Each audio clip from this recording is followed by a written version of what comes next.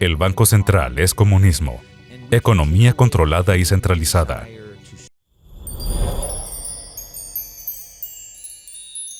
El Banco Central de los Estados Unidos se fundó en 1913. Adivina, ¿quién más se fundó en 1913? El Departamento de Impuestos. Sí, la Reserva Federal y el IRS. Cuando miras todo esto, y después lees a Marx, quien dice que un impuesto progresivo sobre la renta es necesario para la propagación del comunismo, y te encuentras con que han cortado el oleoducto Kingston XL y que la inflación se ha ido por las nubes. Es cierto que los pobres ya son pobres, pero cuando sube la inflación, sube el precio del combustible y la clase media se hace pobre. Cuando ahora voy de compras, miro a mi alrededor y todos los minoristas están de rebajas. Todo está de rebajas. No puedo evitarlo. Me lo paso muy bien. Pero lo siento por los minoristas en este momento, porque los clientes están yendo a la quiebra. Entonces, ¿la intención es mala? No puedo decir lo que quiero decir, pero sí dije, vamos a estrellarnos a lo grande. Sí. Escribí la profecía de Padre Rico y todo aquello en 2008, y se estrelló. Todavía lo estamos haciendo hoy. Dalio dice que ya estamos en una depresión. Por eso dije lo que dije. Y pese a la libertad de prensa, me censuraron. Por lo tanto, ¿qué le está pasando a Estados Unidos? Por eso estamos aquí con Mark Moss. Ha hecho un reportaje sobre este tipo llamado Klaus Schwab, del que solo he oído rumores. Por eso, este programa es muy importante para saber qué está pasando. Vamos a discutir un tema muy importante. Desde 1971, ¿qué ha pasado con la desigualdad de ingresos, con la tasa de obesidad, con la tasa de encarcelamiento, con la tasa de divorcio, con renta media, con los niveles de deuda? Todo desde 1971. ¿Por qué desde 1971? Es el año en que salimos del patrón oro. Todo esto se puede ver. Hay un centenar de gráficos que muestran la basura que ocurrió tras 1971. Puedes comprobarlo. Es una locura. Y la razón por la que empiezo con esto es porque, ¿cuándo se fundó el Foro Económico Mundial? 1971. Oh, wow. ¿Es eso cierto? ¿Qué basura sucedió en 1971? Wow. Y así, todo el mundo se descarriló en 1971, ya que cuando distorsionas el dinero, obtienes todo tipo de distorsiones. Uno de ellos se ve como FEM. Fue en 1972, cuando me di cuenta de lo que había sucedido. Estaba volando en Vietnam. Fue entonces cuando entré en el patrón oro y compré mi primer pequeño Krugerrand en Hong Kong por unos $50. Mucha gente puede haber oído hablar de algo llamado Davos, donde cada año los líderes mundiales, mucha gente los llama la élite mundial. No me gusta usar esa palabra. No son la élite en nada. Ninguno de nosotros los contrataría en nuestro negocio. Pero los líderes mundiales, los responsables políticos, si se quiere, los expertos, se reúnen cada año en Davos. Y así es como se oye lo del hombre de Davos, en referencia o algo así. Entonces son políticos, líderes empresariales y todo eso. Son ambos. Su política es una asociación público-privada. Asociación público-privada. Eso es todo. Asociación público... Vale. Así que los políticos y los empresarios se reúnen, públicos y privados, para establecer la política. Se reúnen cada año, en Dallas, Suiza, en el Foro Económico Mundial.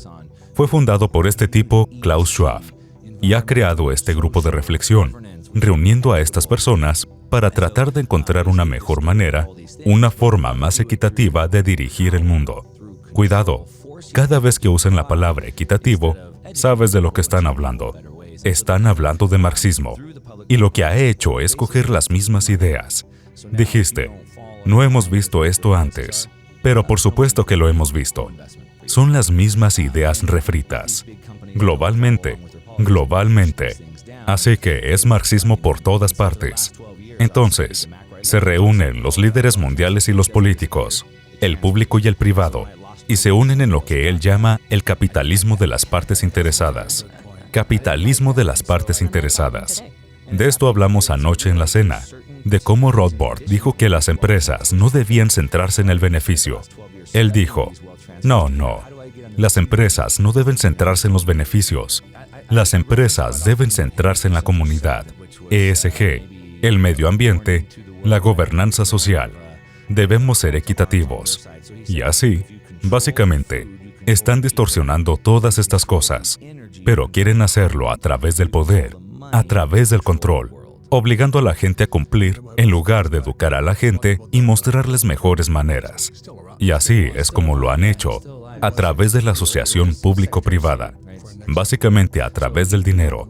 Si ahora no te alineas con sus políticas, no hay dinero para ti, no hay inversión para ti, ¿cierto? Si estas grandes empresas no siguen sus políticas y empujan estas cosas hacia abajo, no reciben financiación. Y entonces, básicamente, son expulsados. Y así, durante los últimos 12 años, he estudiado lo macro. Aprendí un concepto llamado transferencias de riqueza. El dinero no desaparece, se transfiere. Cuando perdí mi riqueza, alguien más la obtuvo. No me gustó. Ese es un muy buen punto. No me gustó eso. Y eso está sucediendo hoy. Y está sucediendo hoy. Me di cuenta de que hay ciertos momentos y condiciones en que estas transferencias de riqueza suceden. Por eso he pasado los últimos 12 años estudiando estas transferencias de riqueza para averiguar cómo puedo estar en el extremo receptor, en lugar de estar en el extremo dador de esas cosas. Hago referencia muy a menudo a lo que Henry Kissinger dijo, que era, probablemente, una advertencia al mundo, aunque creo que era más una llamada a las armas de su parte. Dijo, si controlas la comida, controlas a la gente. Si controlas la energía, controlas el continente. Si controlas el dinero, controlas el mundo. Retrocedamos. Hay mucha gente que no sabe quién era Kissinger. ¿Todavía anda por ahí? ¿Sigue vivo? Sigue vivo. Sí, sigue vivo. Es bastante viejo. Bueno, fue secretario de Estado para Nixon. Sí, pero él abrió la puerta a China. Abrió la puerta a China, pero también fue fundamental en toda Europa. Durante esa época, después de la Segunda Guerra Mundial, en la que se redibujó el mundo, se estableció la paz y cosas por el estilo. Fue muy influyente y todavía lo es hoy. Él estaba enseñando fue en el MIT, en Yale o en una de las grandes universidades. Es donde Klaus Schwab lo conoció y estudió con él. Así es. Klaus Schwab estudió con él. Olvidé en qué universidad era, pero sí, estudió con él. Y así continuó con la misma filosofía. Las mismas filosofías. Pero aún así la gente me dice, estás falsificando mediante la selección de datos. Bueno, realmente es como el ESG surgió, del FEM, del campo FEM, y salió de eso. Es solo una manera de controlar a la gente. ¿Cuáles son los vectores de ataque hoy en día? La comida. Nos estamos quedando sin comida. Dicho por la ONU. Dicen que creo que son 868 millones de personas, podrían morir de hambre en los próximos 24 meses. Mira lo que está pasando en Sri Lanka actualmente. Sí. Sabes que hay disturbios y todo esto por la corrupción. Sí. Es una corrupción sistémica. Eso es lo que es. Se están muriendo de hambre. Sí. Se están muriendo de hambre. Y en Ucrania va a morir mucha gente de hambre. Se están muriendo de hambre y no tienen energía. Entonces, y todo el asunto del nuevo Pacto Verde está matando su energía. Por lo tanto, Sri Lanka tiene la mejor puntuación ESG en el mundo, 98 de 100. Grandioso. Sí, pasaron la prueba. Al igual que la escuela, no significa nada. Publicaron un artículo hace 2 años y dijeron que en 2025 iban a ser una de las naciones más ricas. Iban a ser la niña bonita para ESG. Y estaba en el sitio web de la FEM. ¿Y ESG qué significa? Ambiental, social y corporativo. Te dan una puntuación basada en estas 3 métricas, en cómo de ambientalmente saludable eres, bajo impacto sobre el medio ambiente, lo social, cómo es tu puntuación social y luego lo corporativo. ¿Tienes diversidad en tu consejo? Y todas estas cosas.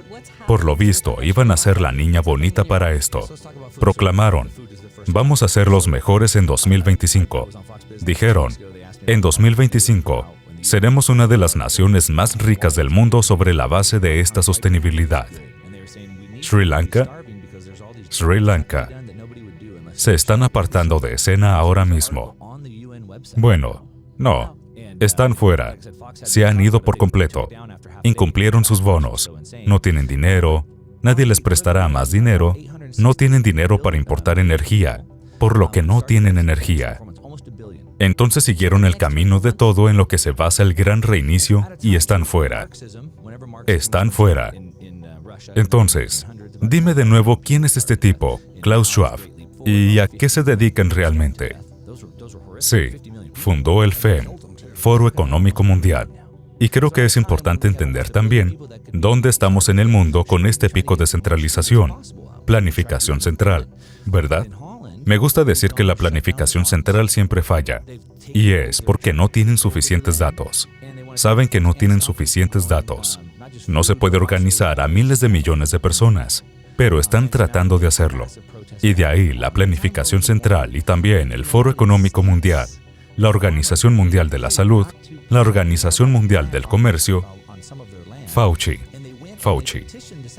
ONU, Asociación Meteorológica Mundial y después, sí, la ONU, el FMI, el BIS. ¿Qué es el BIS? Es el Banco de Pagos Internacionales. El Banco de Pagos Internacionales. Nadie sabe lo que es el BIS. Es el Banco Central de los Bancos Centrales. El Banco Central de los Bancos Centrales. Exactamente. Y si nos fijamos en el organigrama, tengo una presentación que di, creo que fue en la conferencia de George. Tenía un organigrama de la forma en la que veo el mundo. En el organigrama, el BIS se sienta en la parte superior. Por debajo del BIS nos encontramos con algunos de estos grupos de reflexión. El Foro Económico Mundial es uno de ellos, o el Club de Roma. Ellos son los que hacen las políticas, y luego lo empujan hacia abajo, a la siguiente fila en el organigrama, que son los ejecutores de políticas, los gobiernos. Y así, los gobiernos se sientan unos niveles más abajo. En realidad es un golpe de estado de los banqueros. Utilizan este banquero, el BIS, en la parte superior, para impulsar estas ideas a través de los grupos de reflexión, y luego hacia abajo a los ejecutores de las mismas. Después, en la parte inferior, estamos todos los demás sujetos de todo eso. Bien, Klaus es una especie de director. Él está sentado en la cima del mundo, codeándose con todas estas personas que vuelan en sus aviones privados a Davos, diciéndonos que tenemos que reducir nuestra energía, diciéndonos que tenemos que comer insectos. Esto está en su página web. Está hablando de por qué debemos comer insectos y de por qué es más sostenible. Lo he visto. ¿Quién fue Kim? Nicole Kidman. Hubo anuncio, creo que hace 2 semanas, de ella comiendo insectos de verdad. Eso es lo que están poniendo en la televisión ahora. Vale. Entonces, comida. Estábamos hablando de comida. Sigamos hablando de comida. ¿Qué está pasando? Hemos hablado de Sri Lanka. Sí. ¿Qué está pasando en Europa? Sí, estábamos hablando de comida. La comida es el primer vector de ataque. Estuve en Fox Business hace 2 semanas. Me preguntaron sobre un artículo que publicó la ONU. La ONU tituló el artículo, ¿por qué es bueno tener hambre? ¿Por qué tener hambre es bueno? Y decían, necesitamos que la gente se muera de hambre porque hay muchos trabajos que hay que hacer y que nadie querría hacer a menos de que se estuvieran muriendo de hambre. ¿Quién dijo eso? Fue un artículo en el sitio web de la ONU. ¡Wow! Y como he dicho, la Fox me permitió poder hablar de ello. Lo quitaron después de mediodía, porque la reacción fue una locura. Pero según la ONU, unos 868 millones de personas podrían morir de hambre en los próximos 24 meses. Casi 1.000 millones. En los próximos 24 meses. Sí, y así, en un momento, debido al marxismo, siempre que el marxismo se ha intentado, en Rusia a principios de 1900, alrededor de 25 millones de personas murieron de hambre. Con Mao, en su gran salto adelante, alrededor de 50 millones de personas murieron de hambre. Esto es horrible. 50 millones de personas. y también los mataron. Estamos hablando de casi 1.000 millones ahora. Y así, en el momento en que tenemos a casi 1.000 millones de personas que podrían morir de hambre, ¿no deberíamos estar tratando de obtener la mayor cantidad de alimento posible? Tendríamos que tratar de hacer todo lo posible. Pero en Holanda, han ido y han cerrado granjas. Se han apoderado. Están tratando de apoderarse de sus tierras y quieren apoderarse de las granjas e impedirles cultivar, no solo alimentos, sino también la cría de ganado y carne. Tenemos protestas masivas ocurriendo en Holanda en el momento en que necesitamos más alimentos. En los Estados Unidos, los agricultores están siendo pagados para no plantar. No se les permite plantar en algunas de sus tierras. Fueron y solicitaron al secretario de Agricultura. Le dijeron, «Hey, permítenos plantar. Podemos obtener más alimentos». Y ellos dijeron, «No, no está en línea con nuestra aceptación del Acuerdo de París». El Acuerdo de París. El de París, ¿qué es la cosa medioambiental? ¿Qué es lo medioambiental? ¿Qué es de lo que el presidente Trump nos había sacado? Pero luego, en el primer día de Biden en el cargo, lo más importante que tuvo que hacer, por orden ejecutiva, fue añadirnos de nuevo al Acuerdo de París. No podemos cultivar alimentos en los Estados Unidos debido al cambio climático. Holanda no puede cultivar alimentos. Ahora hay protestas sucediendo en todo el mundo. Y es aún más grande. En toda Europa hay una crisis energética en curso. Todo el mundo debería saberlo ya. He estado hablando de ello durante 2 años. Y no tienen gas natural. Dependen de Rusia para el gas natural. Pero necesitamos gas natural en Europa para hacer fertilizantes. Y necesitamos fertilizantes para cultivar alimentos. También necesitamos gas natural para procesar alimentos. ¿Cuáles fueron las 3 cosas que Kissinger dijo? La comida, y la siguiente es la energía. Y la siguiente es el dinero. Bien, de eso es de lo que habla Rickards. Sí, CBDC, moneda digital del Banco Central. Cuando debes recibir permiso para producir a hombres que no producen nada, ¿cierto? Sí, por el bien mayor. Dicen que todos los estadounidenses deben sacrificarse y sufrir, porque debemos derrotar a Rusia. Es por un bien mayor. Pero el talón de Aquiles es el tercero, que es el suministro de dinero. El dinero. Y ese es el importante. En el manifiesto comunista, el número 5 tenía 10 puntos. El número 5 era la creación de un banco central. ¿Cierto? Así que los bancos centrales son parte del marxismo. Por supuesto. Ese es todo el objetivo. Sí. Y por eso escribí mi manifiesto. El Banco Central es comunismo. Economía controlada y centralizada. Sí. Pero el sistema americano, no solo en América, la mayoría están completamente desinformados. Totalmente desinformados. Cuando el comunismo fue derrotado en los años 70, y realmente comenzó alrededor de los años 60, porque fue cuando pasó a la clandestinidad y llegó a las universidades en los Estados Unidos. Han hecho un muy buen trabajo jugando a este juego a largo plazo. Empezaron con el cambio de punto de vista de los jóvenes universitarios sobre estas cosas, que ahora se han trasladado a los medios de comunicación y que ahora se han trasladado al gobierno.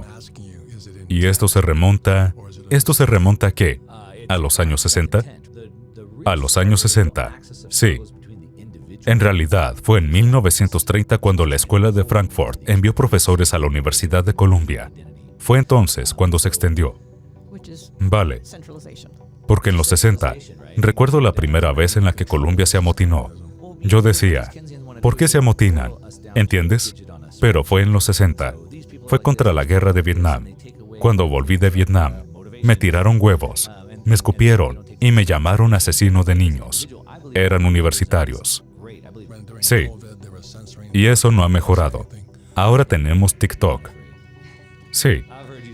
Y TikTok está convirtiendo sus cerebros en huevos revueltos. Lo que creo es que tenemos que utilizar esas mismas herramientas y libro de jugadas. Combatir el fuego con fuego, y así volver a la educación y empezar a cambiar su mente. Creo que lo que tenemos a nuestro favor es que sus ideas no funcionan. Correcto. Espero que hayas disfrutado del vídeo. Asegúrate de darle al botón de suscribirte para ver más vídeos increíbles como este. Esto ha sido Mentes Brillantes. Gracias por vernos.